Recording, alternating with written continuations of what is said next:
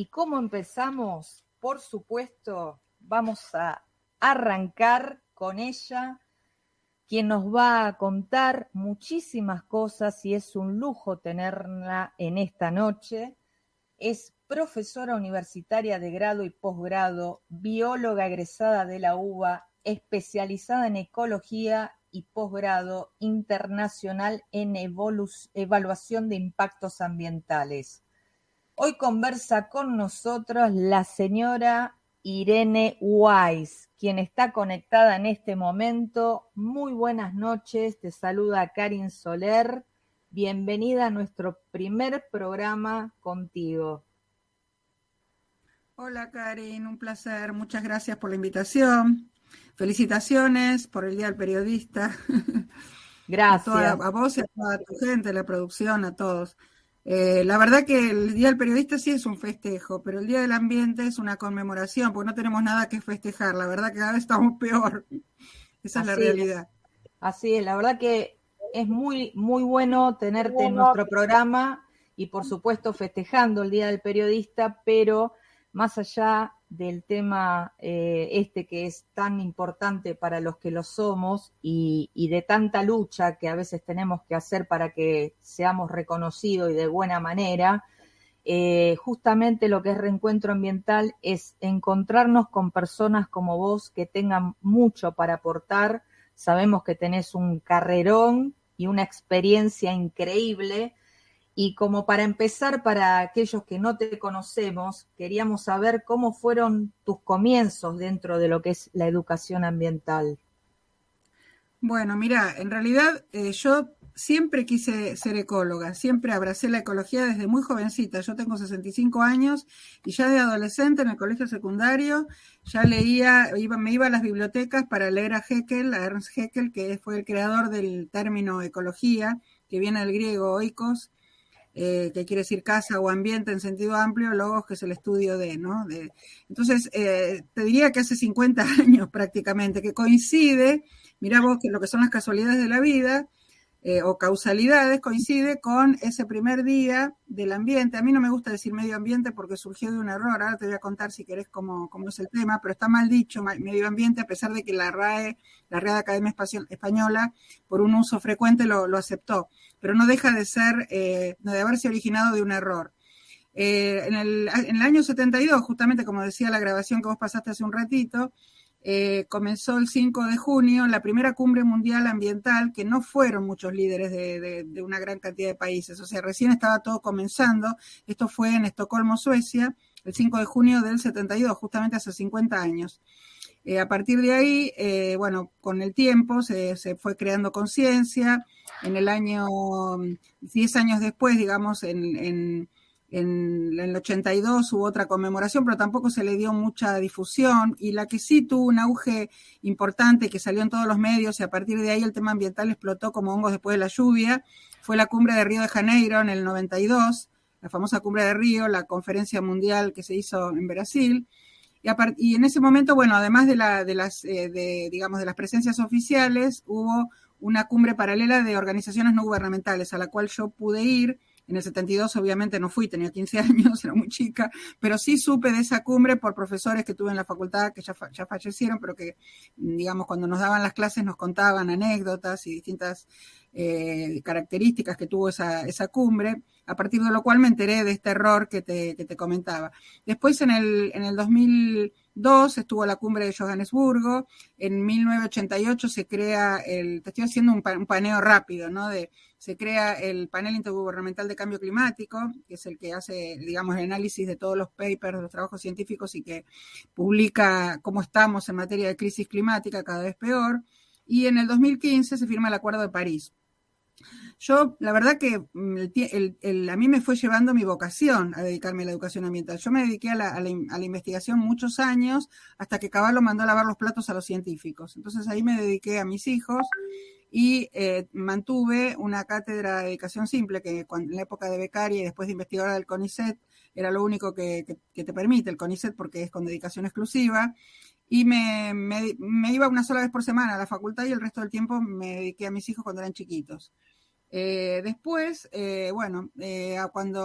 cuando pasaron los años, mis hijos ya crecieron un poco, mi marido lamentablemente se enfermó de cáncer y entonces tenía que salir con hijos adolescentes a parar la olla, como se dice habitualmente, y tuve en un punto, pese a la desgracia de haberme quedado viuda joven, tuve la suerte de que se crea la Agencia de Protección Ambiental, ahí nos conocimos, Karen. Yo entré como una profesional lisa y llana y terminé jubilándome como gerente del laboratorio de la Agencia de Protección Ambiental y hice gestión todo ese tiempo y la verdad es que paralelamente siempre hice educación ambiental y capacitación.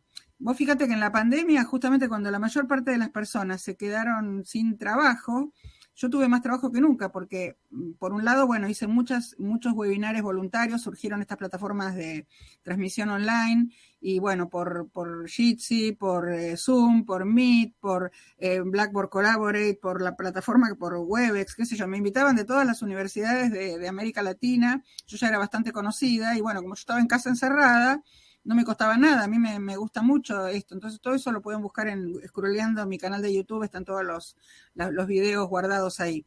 Te quiero contar un poco para no dejarlos con intriga, de dónde surge el error.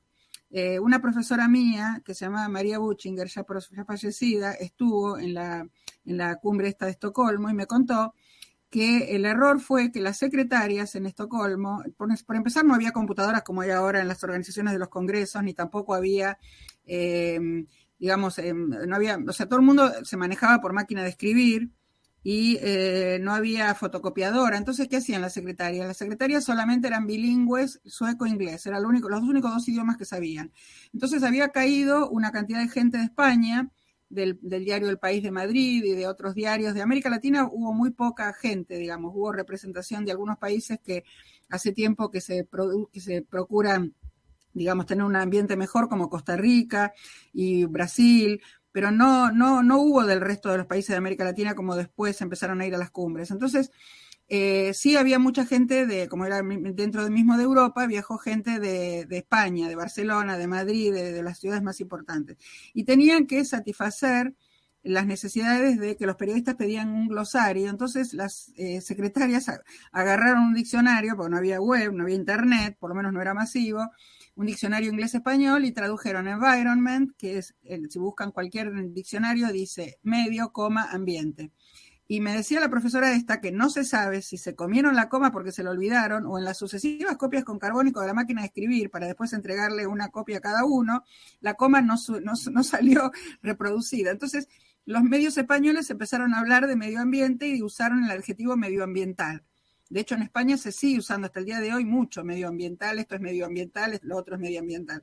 Y la verdad que es un error, porque medio ambiente es lo mismo. Nosotros los ecólogos estamos todo el tiempo, justamente hace un rato en las redes sociales mías, yo uso todas las redes, Twitter, Instagram, YouTube y Facebook, LinkedIn. Lo único que en Instagram no soy Irene Guay, soy Guay Irene, porque al revés es otra persona. Ya cuando yo me sumé a Instagram no hace tanto, ya estaba ocupado, ¿no? Con otra persona que tiene mi mismo nombre en otro lugar. Y la pobre recibe permanentemente consultas para mí y no entiende ni de ecología ni el idioma español. Entonces me escribe en inglés y me dice, me parece que esta consulta es para vos, pobre. Bueno. Pero entonces te cuento que justamente por Instagram me llegó hace un rato un recuerdo de un par de notas que me hicieron en el año 2020, una en febrero en Infobae, que me lo hizo una periodista ambiental que se llama Laura Rocha, y la otra en septiembre del 2020, ya la de febrero todavía no estábamos en pandemia, la de septiembre sí, que me la hicieron en el diario de Río Negro, donde el título es ¿por qué se dice ambiente y no medio ambiente? ¿No? Contando un poco, y lo que yo después lo sumé a Twitter, esto se viralizó de una manera, nunca en mi vida me retuitearon tantas veces un tweet, porque claro, la gente no conoce esta historia, y yo me enteré de pura casualidad porque tuve una profesora que había ido a esta cumbre, que hoy si viviera tendría más de 100 años esta mujer, ¿no? Así que ya era grande cuando yo era chica, cuando entré a la universidad. Ya tendría mi edad en ese momento, yo tengo 65, imagínate. Entonces, la verdad que es interesante. Y bueno, el tema que también me pasó cuando me quedé viuda, que tuve, en el medio de la desgracia, tuve la suerte, para que no, digamos, nunca me faltó el mango para mantener a mis hijos, porque las universidades empezaron a tener carreras ambientales que no habían en mi época. Yo hice la licenciatura en biología y cuando yo quise seguir después más una formación mayor, la única opción que yo tenía acá en la Argentina era un doctorado en biología, que para mí era más de lo mismo. Yo quería ser ecóloga. Entonces yo ya era becaria en el CONICET, y cuando vos trabajás en una institución del Estado podés pedir una beca de la OEA, porque es caro estudiar en Estados Unidos. Mis papás no me podían pagar eso, y bueno, yo en ese momento todavía era soltera, no trabajaba, estudiaba. Entonces mi papá me dijo, mirá, yo no puedo bancarlo esto, y bueno, opté por una beca. Yo tenía bastante buen nivel de inglés, estudié mucho, además para aprobar un examen de inglés que es terrible, el Test of Foreign Languages, el TOEFL, pero bueno, lo aprobé. Y cuando volví como ecóloga de la Oregon State University, ya se me abrió un panorama de un mundo de posibilidades para hacer acá, que no, digamos, no se hacía en la Argentina nada relacionado con el nivel que tenía la ecología en Estados Unidos, ¿no? Entonces, en ese momento yo me empecé a hacer un poco conocida y surgió la carrera de Ingeniería Ambiental en la Universidad Nacional de 3 de Febrero. Es una carrera que no existe en la UBA todavía, Ingeniería Ambiental. Me llamaron, se creó la licenciatura en Ciencias Ambientales en la Universidad de El Salvador, que es la primera universidad privada del país. Ya tenía muchos años, pero no tenía antes Ciencias Ambientales, se incorporó en ese momento.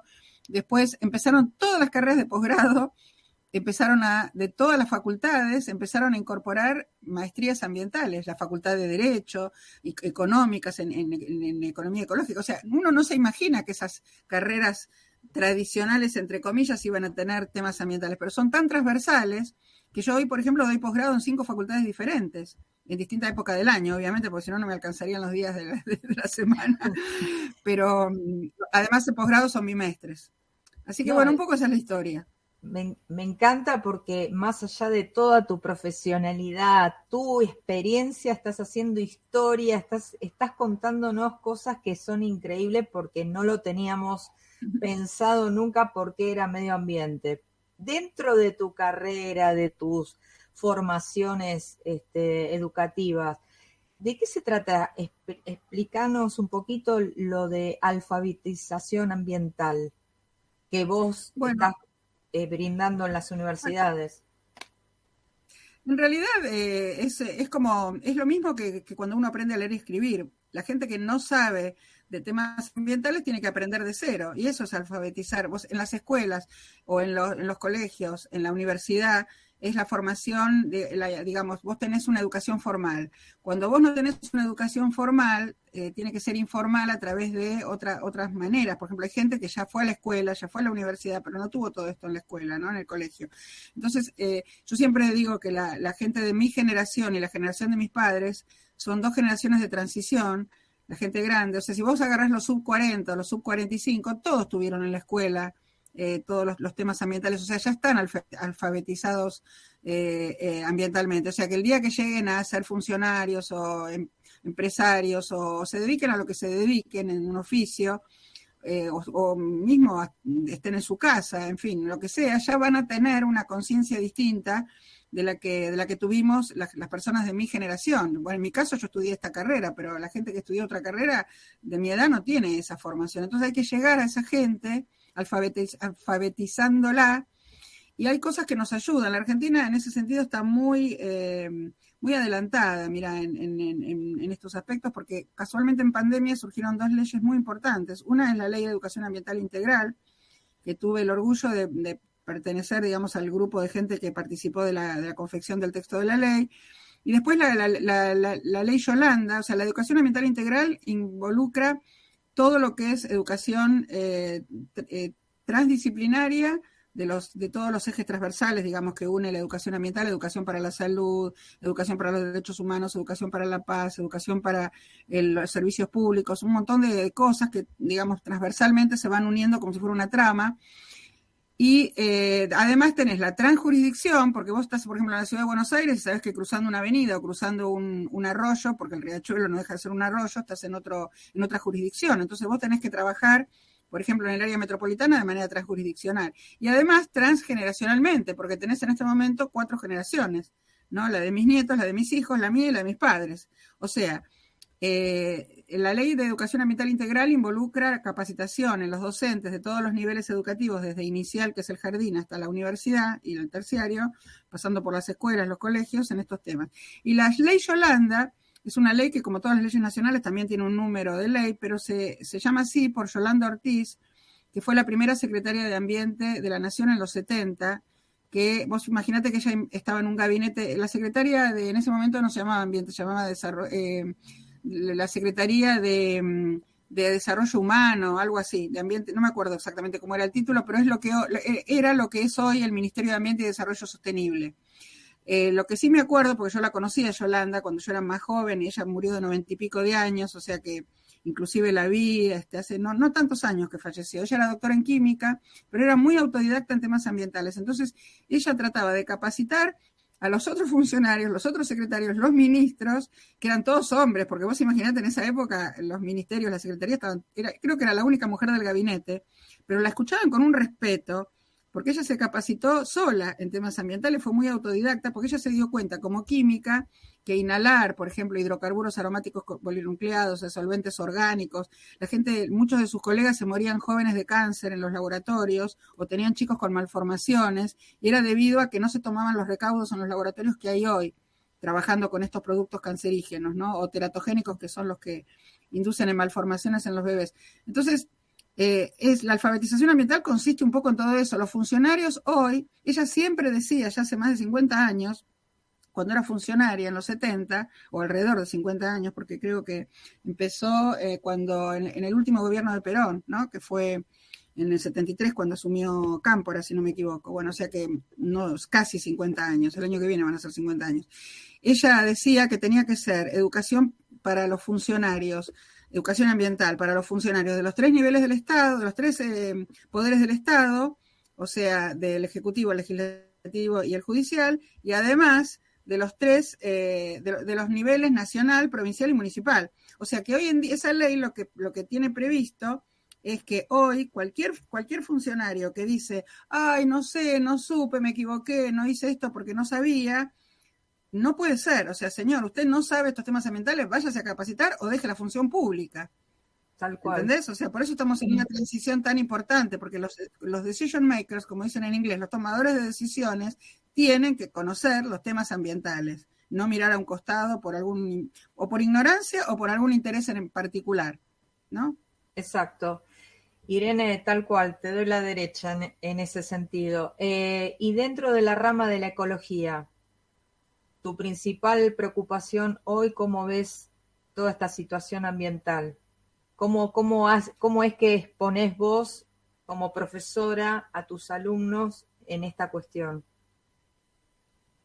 Bueno, yo dicto materias distintas en grado y posgrado en distintas facultades. Y depende mucho de qué materia se trate, ¿no? Por ejemplo, yo tengo alumnos en la carrera de Ingeniería Ambiental que cursan ecología y después otros más avanzados, una materia que se llama Tecnología, Ambiente y Sociedad. Entonces, en Tecnología, Ambiente y Sociedad, por ejemplo, se ve mucho mejor cómo algunos aspectos de la tecnología que parecen maravillosos afectaron el ambiente y también, digamos, en un punto mejoraron la sociedad. Por ejemplo, ahora si en pandemia, si no tuviéramos estas transmisiones de tipo remoto, sería imposible comunicarse. Sin embargo, muchos aspectos de otro tipo de tecnología trajeron muchos problemas ambientales. Entonces, lo importante es que se tome conciencia de eso y tratar de qué manera se pueden mitigar, cómo nos podemos adaptar a eso sin seguir perjudicando el ambiente y perjudicar al ser humano, básicamente, ¿no? Porque lo que queremos es eso. Yo, la verdad que abordo distintos aspectos. El ecólogo es un poco, es más que, digamos, tiene más especializaciones mi carrera que, digamos, más orientaciones que un médico, por ejemplo, porque el médico tiene muchas especialidades, pero se le acaba en el cuerpo humano.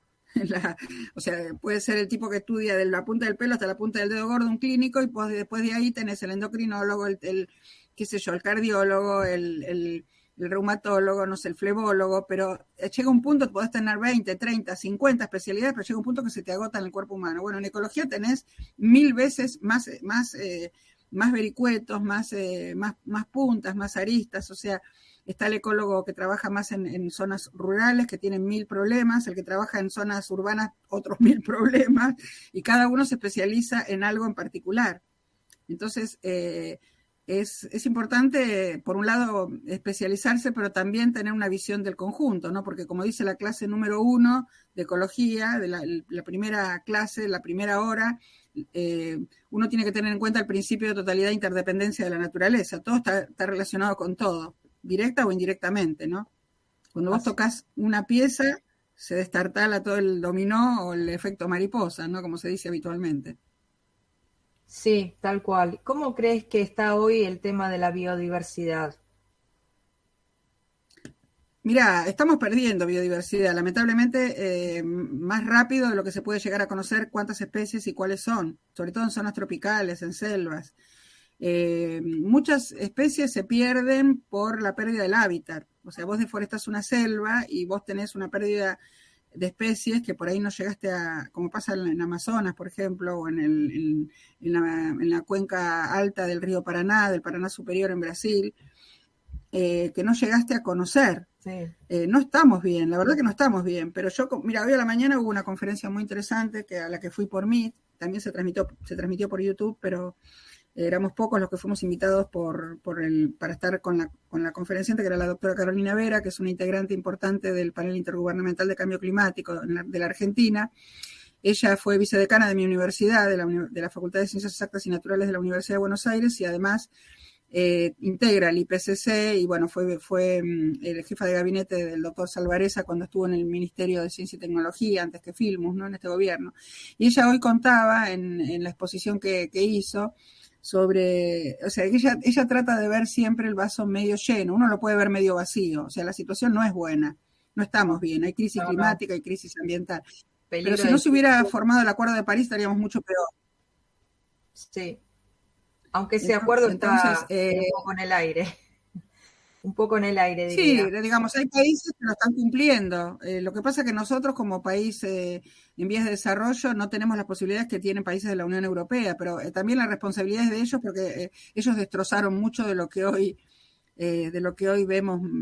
Vos sabés que de las selvas que había o bosques que había en Europa no quedó casi nada, o sea, se protegió poquísimo. Y en América, bueno, nos están mirando a nosotros porque acá tenemos todavía muchos lugares prístinos, ¿no? Sí, siempre y cuando no haya foco de incendio, como fue lo de caso Corrientes, Misiones, en y eso fue intencional. Eso fue intencional. Exactamente. Por eso está, la verdad, lamentable el tema de la biodiversidad. Y con respecto a todo lo que se refiere a esta situación que estamos hablando de diferentes problemas que hay dentro de nuestro ambiente, ¿cómo ves la situación después del famoso tema de la emergencia hídrica? ¿Te acordás del río Paraná? Vos creo que estuviste tratando ese tema a la actualidad. Mira, el río Paraná es la columna vertebral hídrica de la Argentina. El 85% de los recursos hídricos están en superficie en el Paraná y abajo en el acuífero guaraní. No están bien distribuidos. Justamente yo dicto hidrología continental con un colega geólogo en la carrera de geografía de la Universidad de Buenos Aires, dictamos esa materia porque yo hice mi tesis en peces migradores del río Paraná. Viví en Rosario un tiempo, hace poco estuve, el 22 de marzo fue el Día Mundial del Agua por Naciones Unidas, di una conferencia ante 500 personas en el correo en Rosario. Fui a Rosario, bueno, y yo, la verdad que a mí me invitaron porque yo llego a Rosario y soy una celebridad, ¿viste? Me da un poco de pudor contarlo, pero es muy gracioso porque llegué al hotel y veo cámaras de televisión y yo pensé, digo, debe estar por llegar Di María, porque yo sabía que iba a ir en esos días, porque Messi está en Europa. Te cuento que sos celebridad. Le digo al Botones, yo llegué 1:30, re tranquila, y le digo al Botones, le digo, ¿y esas cámaras? Le digo, ¿a quién espera? Me dice, a usted la están esperando. Me dice, es el noticiero que vino de Santa Fe, especialmente de Santa Fe Capital. Los tipos estaban desesperados porque el noticiero va de 12 a 2 de la tarde y yo llegué a la 1:30, menos mal, porque bueno, entonces largué el equipaje y les contesté todas las preguntas en vivo, que salí ahí en vivo.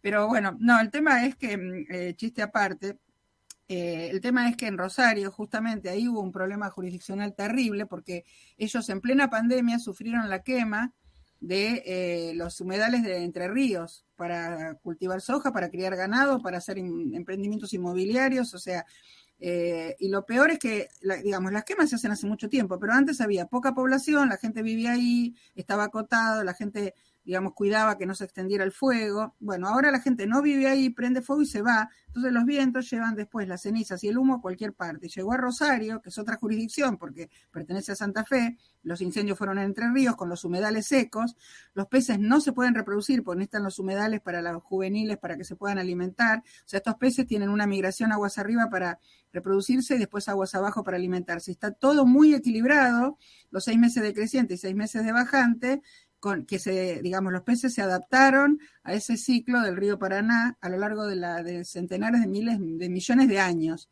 Y eso hoy está todo quebrado porque los humedales están secos, están prendidos fuego y la situación es dramática. Y algo parecido pasó en Corrientes con los pinos. O sea, llevaron los pinos, que son cultivos que tienen mucha resina, que justamente, además de la madera, es una de las cosas que se aprovecha en la industria, pero están lejos de su lugar de origen, que es Estados Unidos y Canadá, donde ahí tienen los castores que los controlan, ¿no? Si los pinos crecen muy rápido, y hay muchos, y también tienen el tema de la resina, que evolutivamente fue una adaptación para que cuando hay muchos individuos de la misma especie se prendan fuego para que no compitan entre ellos mismos, lo que se llama en ecología competencia intraespecífica, para que no compitan por los nutrientes y por el agua. Pero resulta que vos lo traes acá, los sembrás como dicen bosquecito de pino. No, eso no es un bosque, hay que empezar por llamar las cosas por su nombre.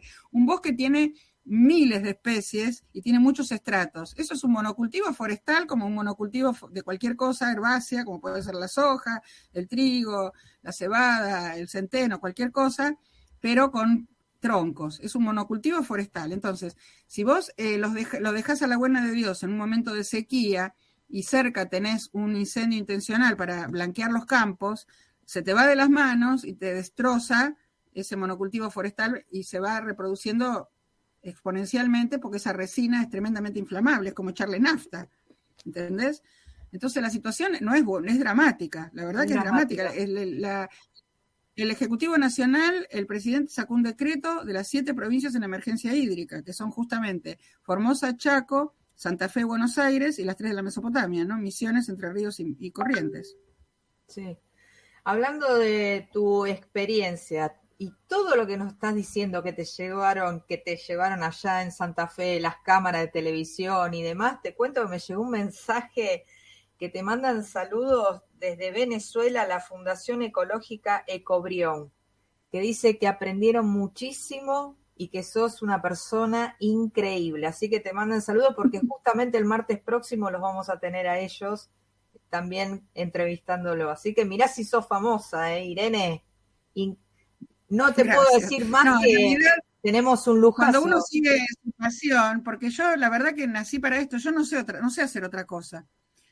Realmente, a veces me dicen, pero bueno, vos, ¿cómo sabés? Le digo, yo estudié esto. Le digo, a mí, a veces mis alumnos abogados que tienen algunos mi edad, me dicen, pero es maravilloso. Le digo, mira, Einstein decía que todos somos ignorantes, solo que en cosas diferentes. A mí me preguntás por salvo las leyes que tienen que ver con lo ambiental, obviamente, porque las manejo por mi trabajo, pero vos me preguntás por una ley penal, una ley de derecho de familia, de divorcio, de sucesión, no tengo ni idea.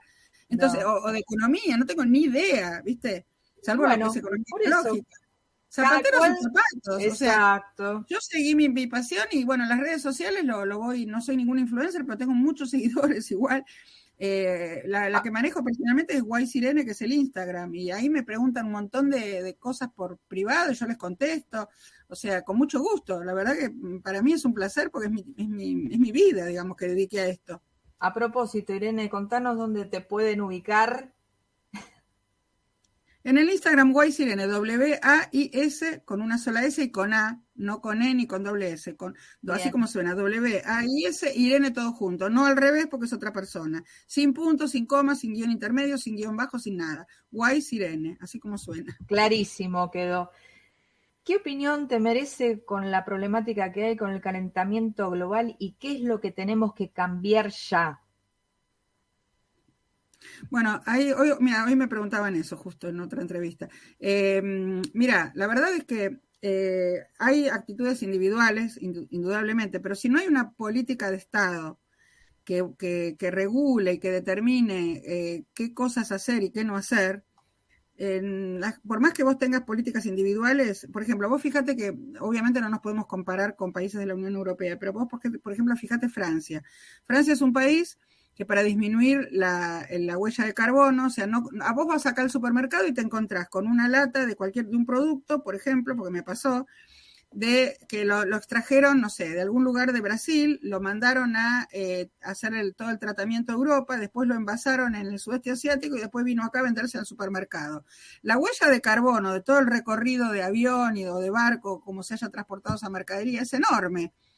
O sea, vos tenés que disminuir uno de los gases de efecto invernadero, es el dióxido de carbono, que produce calentamiento global, junto con metano, con óxido de nitrógeno, con vapor de agua, un montón de otros gases. Entonces, pero sobre todo dióxido de carbono y metano. El dióxido de carbono porque tiene una cantidad enorme de moléculas y el metano porque tiene menos moléculas, pero tiene mucho poder calórico para concentrar calor.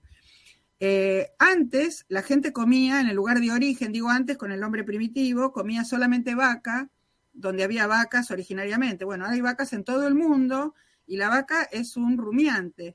Entonces, todos los rumiantes, los animales que tienen rumen, pasa con los camélidos, como por ejemplo el camello y el dromedario en Oriente Medio o en África, y acá los 4 camélidos sudamericanos, ¿no? El guanaco, la llama, el alpaca y la vicuña, tienen el rumen que produce metano que no se escapa por flatulencia, como mucha gente cree, lo eructan. Quien haya estado en el campo y se paró al lado de una vaca, habrá notado que la vaca eructa. El metano no tiene olor, por eso a veces uno no se da cuenta, ¿no? Es un gas que no tiene ningún olor, lo que tiene olor a veces en un pantano es el ácido sulfídrico, lo putrefacto.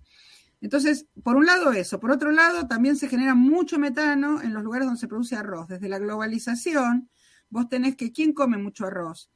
Los chinos. Los chinos son 1/3 de la población mundial. Entonces, el arroz está globalizado y se produce en muchas partes del mundo. Acá en la Mesopotamia se produce también, pero originariamente vos tenías el cereal por excelencia de América, era el maíz, el trigo en Europa, el mijo en África. A mí me gusta mucho la historia ambiental, es muy interesante. Y el arroz en Asia.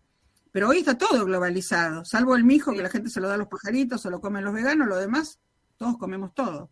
Todo.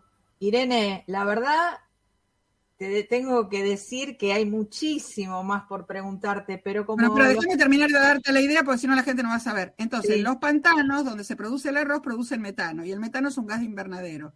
Y eso es lo que hay que tratar de rebajar, y para eso se necesitan políticas públicas que apunten a eso, porque si vos le das a los productores de arroz todos los permisos que quieren, bueno, o lo mismo los productores de vacas, ¿entendés?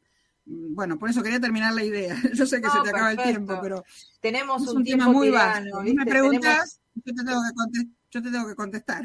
Tal cual, perfecto. Para finalizar, los consejos y aptitudes para tomar conciencia por el ambiente. Hay muchos, qué sé yo, no sé qué decir. Uno decinos, antes de que hagamos el cierre. Uno y leer mucho, leer. Yo escribo un montón, googleen mi nombre, busquen los artículos, busquen las entrevistas que me hicieron. Si no les gusta leer, búsquenlo en el canal de YouTube, están todas las entrevistas. Acabo de subir hace un ratito la que me hicieron el Día Mundial de la Bicicleta, que fue el viernes, y también por el Día Mundial del Ambiente, que era el domingo. Me hicieron en un programa que sale de lunes a viernes, en una radio en Jujuy. Lo acabo de subir y ahí conté algunas cosas. Bueno, si no les gusta leer, escuchen audios, escuchen videos, escuchen podcasts, hay de todo en la web. Ponen mi nombre y aparecen 1000 cosas.